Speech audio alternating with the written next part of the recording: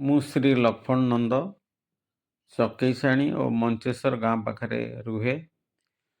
ଗୋଟାଏ ଦିନ ମୋର ମିସେସ୍‌କୁ ନେଇକି ମୁଁ ଯାଉଥିଲି ସ୍କୁଲକୁ ଛାଡ଼ିବା ପାଇଁ ସ୍କୁଟିରେ ଯାଉଥିଲି।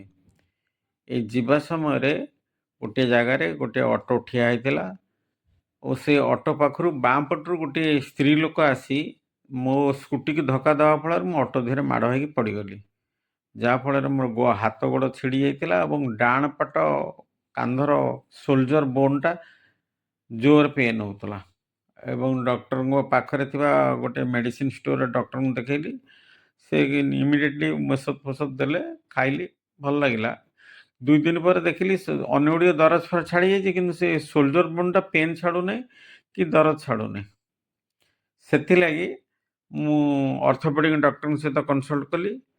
ସେ ଦେଖିକି ଔଷଧ ଦେଲେ ଏବଂ ଖାଇଲି।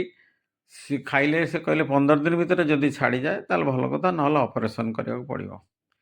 କିନ୍ତୁ ମୋର ମୁଁ ଯେତେବେଳେ କୋକାକୋଲାରେ ଚାକିରି କରିଥିଲି, ମୋର ଜଣେ କଲିଗ୍ ଥିଲେ ମିନୁ ମହାରାଣା ବୋଲିକି, ତାଙ୍କ ସହିତ ମୋର ଯୋଗାଯୋଗ ହେଲା।